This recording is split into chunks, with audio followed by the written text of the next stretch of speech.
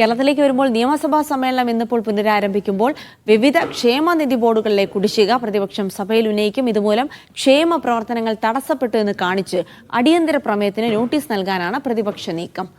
സാജിദ് അജ്മൽ വിവരങ്ങൾ നൽകും. സാജിദിന് ഇപ്പോൾ നിയമസഭാ സമ്മേളനം കൂടെ പുനരാരംഭിക്കുന്ന സാഹചര്യത്തിൽ ഈ ക്ഷേമ പെൻഷനുകൾ വിവിധയിടങ്ങളിൽ കുടിശ്ശികയാകുന്നുണ്ട്. അതൊക്കെ സാധാരണക്കാരായ ആളുകളെ ഒരുപാട് വലിയ പ്രതിസന്ധിയിലാക്കുന്ന പ്രശ്നം കൂടിയാണ്. അപ്പോൾ ഇത്തരത്തിലുള്ള വിഷയങ്ങൾ അടിയന്തര പ്രമേയമായി സഭയിൽ എത്തിക്കുക, ഒപ്പം തന്നെ മറ്റെന്തൊക്കെ വിഷയങ്ങളായിരിക്കും ഇന്നിപ്പോൾ പ്രതിപക്ഷം സഭയിൽ ഉയർത്താൻ സാധ്യത? സാജിദ്,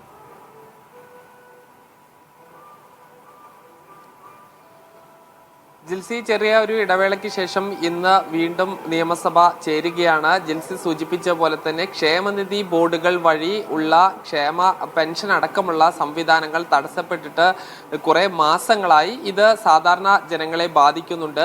ഈ കെട്ടിട നിർമ്മാണ ക്ഷേമനിധി അടക്കമുള്ള ക്ഷേമനിധി ബോർഡുകളിലെ ഈ ഫണ്ട് പൂർണ്ണമായും നിലച്ച ഒരു സാഹചര്യം ഉണ്ട്. അതായത് ഇവർക്ക് വേണ്ട ക്ഷേമ പ്രവർത്തനങ്ങൾക്ക് വേണ്ട ഫണ്ടില്ലാത്തതിന്റെ വലിയൊരു പ്രതിസന്ധിയാണ് ഉള്ളത്. ഇതെന്ന് അടിയന്തര പ്രമേയമായി ഉന്നയിക്കാനാണ് തീരുമാനിച്ചിട്ടുള്ളത്. കോൺഗ്രസിന്റെ MLA M വിൻസെന്റ് അടിയന്തര പ്രമേയത്തിന് നോട്ടീസ് നൽകും. ഇത് ചർച്ച ചെയ്യുമോ ഇല്ലയോ എന്ന് വളരെ പ്രധാനപ്പെട്ടതാണ്. ഇതിൽ മന്ത്രിയുടെ മറുപടിക്കനുസരിച്ച് സ്പീക്കർ ഒരു തീരുമാനം പറയും. അത് ചർച്ച ചെയ്യാനുള്ള സാധ്യത കുറവാണ്. അതോടൊപ്പം തന്നെ ഈ മറ്റ് വിഷയങ്ങളും ചോദ്യോത്തരവേളയിൽ വിവിധ വിഷയങ്ങൾ വരുന്നുണ്ട്. വിഴിഞ്ഞം തുറമുഖവുമായി ബന്ധപ്പെട്ട നിരവധി ചോദ്യങ്ങളുണ്ട്. ഇതിന് മറുപടി പറയും.